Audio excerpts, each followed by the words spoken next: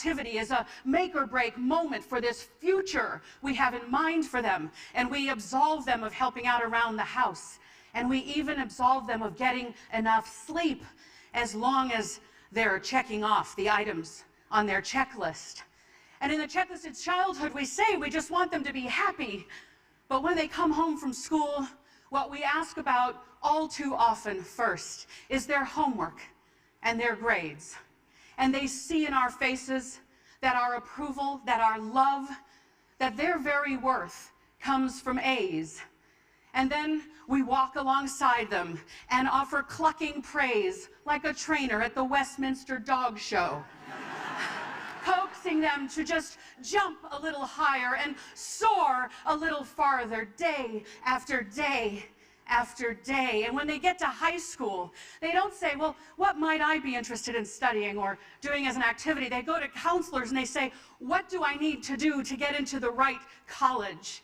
And then when the grades start to roll in high school and they're getting some B's or, God forbid, some C's, they frantically text their friends and say, has anyone ever gotten into the right college with these grades? And our kids, regardless of where they end up at the end of high school, they're breathless, they're brittle, they're a little burned out, they're a little old before their time, wishing the grown-ups in their lives had said, what you've done is enough, this effort you've put forth in childhood is enough. And they're withering now under high rates of anxiety and depression, and some of them are wondering, will this life ever turn out to have been worth it? Well, we parents are pretty sure it's all worth it. We seem to behave, it's like we literally think they will have no future if they don't get into one of these tiny set of colleges or careers we have in mind for them. Or maybe we're just afraid they won't have a future we can brag about to our friends and with stickers on the backs of our cars. Yeah.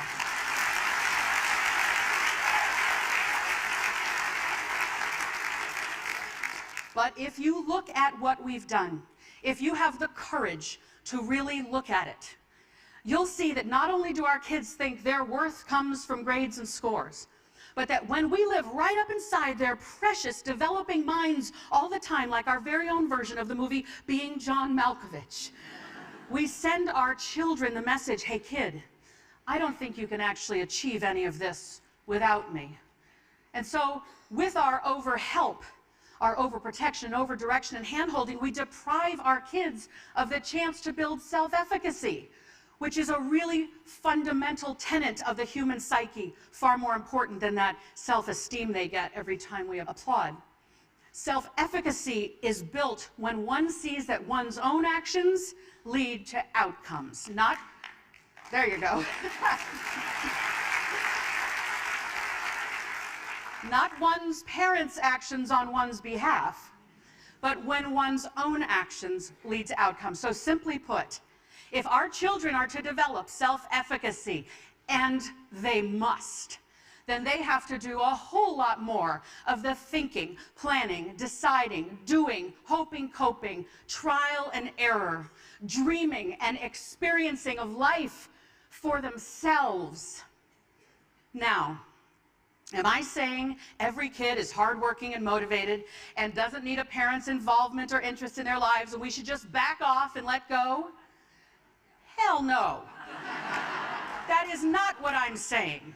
What I'm saying is when we treat grades and scores and accolades and awards as the purpose of childhood, all in furtherance of some hoped-for admission to a tiny number of colleges or entrance to a small number of careers, that's too narrow a definition of success for our kids. And even though we might help them achieve some short-term wins by over-helping, like they get a better grade if we help with do their homework, they might end up with a longer childhood resume when we help. What I'm saying is that all of this comes at a long-term cost to their sense of self. What I'm saying is we should be less concerned with a specific set of colleges they might be able to apply to or might get into, and far more concerned that they have the habits, the mindset, the skill set, the wellness to be successful wherever they go. What I'm saying is our kids need us to be a little less obsessed with grades and scores and a whole lot more interested in childhood providing a foundation for their success built on things like love and chores.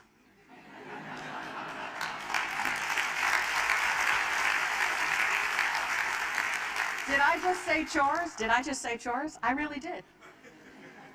But really, here's why. The longest longitudinal study of humans ever conducted is called the Harvard Grant Study. It found that professional success in life, which is what we want for our kids, that professional success in life comes from having done chores as a kid. And the earlier you started, the better. That a roll up your sleeves and pitch in mindset, a mindset that says, there's some unpleasant work, someone's got to do it might as well be me. A mindset that says, I will contribute my effort to the betterment of the whole. That's what gets you ahead in the workplace. Now, we all know this. You know this. We all know this. And yet, in the checklisted childhood, we absolve our kids of doing the work of chores around the house. And then they end up as young adults in the workplace, still waiting for a checklist. But it doesn't exist. And more importantly, lacking the impulse, the instinct to roll up their sleeves and pitch in and look around and wonder, how can I be useful to my colleagues? How can I anticipate a few steps ahead to what my boss might need? A second very important finding from the Harvard Grant Study said that happiness in life comes from love. Not love of work, love of humans. Our spouse, our partner, our friends, our family. So childhood needs to teach our kids how to love, and they can't love others if they don't first love themselves, and they won't love themselves if we can't offer them unconditional love. Right. And so, instead of being obsessed with grades and scores when they come home, when our precious offspring come home from school or we come home from work, we need to close our technology, put away our phones, and look them in the eye and let them see the joy that fills our faces when we see our child for the first time in a few hours. And then we have to say, how was your day? What did you like about today? And when your teenage daughter says lunch, like mine did, and I want to hear about the math test, not lunch, you have to still take an interest in lunch. You got to say, what was great about lunch today? They need to know they matter to us as humans, not because of their GPA. All right, so you're thinking chores and love, that sounds all well and good, but give me a break. The colleges want to see top scores and grades and accolades and awards, and I'm going to tell you, sorta. The very biggest brand name schools are asking that of our young adults. But here's the good news. Contrary to what the college rankings racket would have us believe,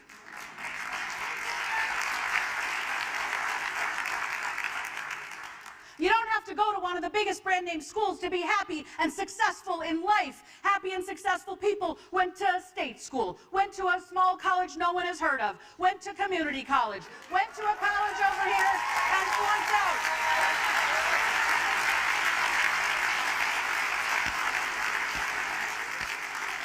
The evidence is in this room, is in our communities, that this is the truth. And if we could widen our blinders and be willing to look at a few more colleges, maybe remove our own egos from the equation, we could accept and embrace this truth and then realize it is hardly the end of the world if our kids don't go to one of those big brand name schools. And more importantly, if their childhood has not been lived according to a tyrannical checklist, then when they get to college, whichever one it is, well, they'll have gone there on their own volition, fueled by their own desire, capable and ready to thrive there. I have to admit something to you. I've got two kids I mentioned, Sawyer and Avery. They're teenagers. And once upon a time, I think I was treating my Sawyer and Avery like little bonsai trees that I was going to carefully clip and prune and shape into some perfect form of a human that might just be perfect enough to warrant them admission to one of the most highly selective colleges. But I've come to realize after working with thousands of other people's kids and raising 2 kids of my own, my kids aren't bonsai trees. They're wildflowers of an unknown genus and species. And it's my job to provide a nourishing environment, to strengthen them through chores, and to love them so they can love others and receive love. And the college, the major, the career, that's up to them. My job is not to make them become what I would have them become, but to support them in becoming their glorious selves. Thank you. Thank you. Thank you.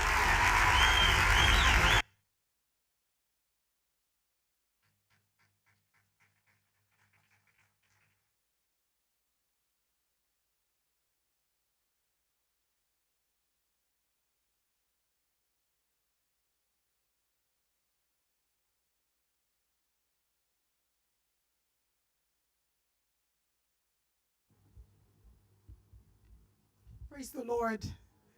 Tell your neighbor, say, I'm doing well. Say, I'm doing well.